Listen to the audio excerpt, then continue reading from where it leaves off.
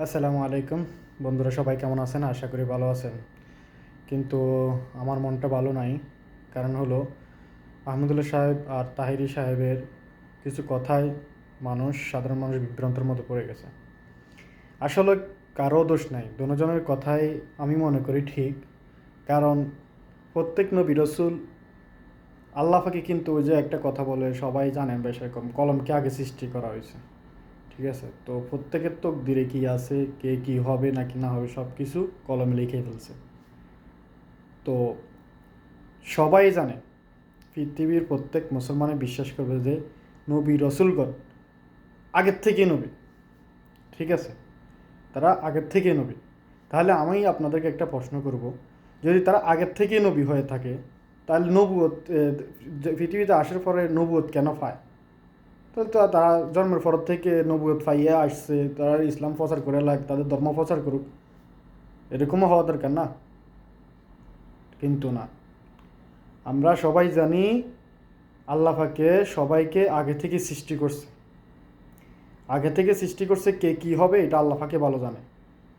আর নবীদের ব্যাপারে কারো সন্দেহ পোষণ করা ঠিক নয়, নবীরা আগের থেকেই নবী। ঠিক আছে, কিন্তু এখানে প্রত্যেকটা নবী রসুল দুনিয়াতে আসার পরে কিছু নির্দিষ্ট সময় পার হওয়ার পর আল্লাহ পাকের অনেকগুলো পরীক্ষা, তাদেরকে কষ্ট দেওয়া, তাদেরকে পরীক্ষা দিয়ে তাদেরকে ধৈর্য সবুর অন্তরের মধ্যে প্রতিষ্ঠিত করার পরে আল্লাহ পাক তাদেরকে নবুয়ত দান করছে। এবং নবুয়তের মানে হলো নবী হওয়া। তো নবী হওয়া, এই নবুয়ত পেয়ে নবী হওয়া মানে এই নয় যে সে পূর্ব থেকে নবী ছিল, এটা না। কিন্তু নবুয়ত পাওয়ার পরে নবী হইছে দুনিয়ার মানুষের জন্য, যাতে দুনিয়ার মানুষকে হেদায়েতের রাস্তা দেখাইতে পারে, সঠিক রাস্তা দেখাইতে পারে। কিন্তু নবুয়তের পূর্বে যদি ছোট থেকে যদি সে ইসলাম প্রচার করতো, নবুয়তের এই সব নবীরা যদি নবুয়ত পাইয়ে যদি এভাবে প্রচার করতে, কেউ বিশ্বাস করতো না।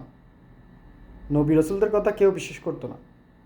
বলতো যে ছোট বাচ্চা আসছে, কয়দিনের বয়স, কত হয়েছে, এই দুনিয়া সম্বন্ধে কিছুই জানে না, তাহলে আমরা তার কথা কেন বিশ্বাস করব? এই জন্য আমি ছোটো একটা মেসাল দিছি। এই জন্যই তারা, আল্লাহ পাক রব্বুল আলামিন তাদের নির্দিষ্ট এক সময় পার হওয়ার পর তাদেরকে নবুয়ত দেওয়া হয়েছে। এখন তখন নবী হইয়া মানুষদেরকে তাদের ধর্মের প্রতি দাওয়াত দেওয়া হয়েছে, ধর্মের প্রতি আহ্বান করা হয়েছে। এই হলো কথা। কিন্তু শেখ আহমদুল্লাহ সাহেব তিনি যে কথাটার উত্তর দিতে চাইছিলেন, যে নবী সাল্লাল্লাহু সাল্লাম নবুয়তের পূর্বে একটা প্রশ্ন করছিল, যে নবুয়তের পূর্বে, নবুয়ত মানিয়ে নবী হওয়া, নবুয়তের পূর্বে সে নবী হওয়ার পূর্বে কোন ধর্ম পালন করছে। ঠিক আছে, একটা লোকের প্রশ্ন ছিল এটা। তো তিনি যেহেতু একাত্মবাদে বিশ্বাসী, কারণ আল্লাহ রসুলের আব্বাজানও আবদুল্লাহ তিনিও একাত্মবাদী বিশ্বাসী ছিলেন, ইব্রাহিম আলাইসাল্লামের অনুসারী ছিলেন। কিন্তু আরও বিভিন্ন ধরনের লোকরা অন্য মূর্তি পূজা করতো, এটা করতো। কিন্তু আবদুল্লাহ কখনও অন্য কিছু অনুসরণ করতো না, তিনি একাত্মবাদী বিশ্বাস করতেন এবং ইব্রাহিম আলাইসাল্লামের অনুসারী ছিলেন। ঠিক আছে, তা আমরাও জানি যে আমাদের জাতিপিতা ইব্রাহিম আলাইসাল্লাম, কিন্তু ইব্রাহিম আলাইসাল্লামের থেকে সিলসিলা হিসেবে কিন্তু আমাদের রসুল সাল্লাহ সাল্লাম এসেছেন।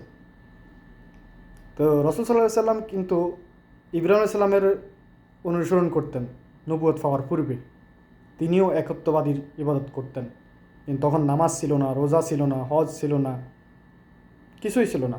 কিন্তু নবুয়ত পাওয়ার পর আল্লাহ পাক তাকে যখন নবুয়ত দিছে, তখন সব কায়েম হয়েছে।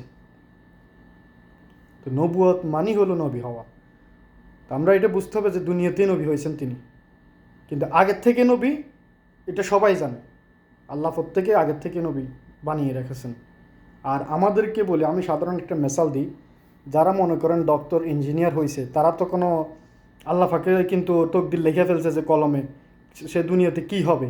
তাহলে আমরা কি কখনো বলছিলাম যে দুনিয়াতে আসার পর, জন্ম হওয়ার পর যে সে একটা ডাক্তার, সে ইঞ্জিনিয়ার? আমরা কখনো বলিনি। কারণ সেই কিছুটা সময় পার করার পরে, কষ্ট করার পরে, ধৈর্য ধরার পরে, পরীক্ষা দেওয়ার পরে, সেই সার্টিফিকেট পাওয়ার পরে মানুষ তাকে ডক্টর বলে, ইঞ্জিনিয়ার বলে। ঠিক তেমনই আল্লাহ পাক নবীদেরকে আগের থেকে নবী বানাইছে, কিন্তু নবীরা কষ্ট করছে। আপনারা জানেন প্রত্যেক নবী মাঠে ছাগল চড়াইছেন, ছাগল পালন করছেন। তো ছাগল পালনের মানে এই না যে আমি নবীদেরকে হেয় মনে করতেছি, এটা না। কিন্তু ছাগল চড়ানোর মধ্যে যে একটা উপকারিতা আছে, সেই জিনিসটা আপনারা যারা এটা নিয়ে এই তথ্য সংগ্রহ করতে যাবেন, তখন তারা বুঝবেন যে এই ছাগল পালনের মধ্যে তাদের ধৈর্য অনেক বেড়ে যায়, ধৈর্যশীলতা বাড়ে, ঠিক আছে। তো আল্লাহ পাক নবীদেরকে এভাবে কষ্টের কাজ, ধৈর্য ধরার কাজ, পরীক্ষা, অনেক ধরনের পরীক্ষা দেওয়ার পরে তাদেরকে নবুয়তের সময় হয়েছে, নবুয়ত দিয়ে দিয়েছেন। এই হলো কথা। কিন্তু আমাদের সাধারণ মানুষরা বিভ্রান্তের মধ্যে পড়ে গেছেন, অনেক টেনশনের মধ্যে আছেন যে কার কথাটা সঠিক। আপনারা আমার কথাগুলো একটু যাচাই বাছাই করে দেখবেন। ধন্যবাদ সবাইকে। আসসালামু আলাইকুম।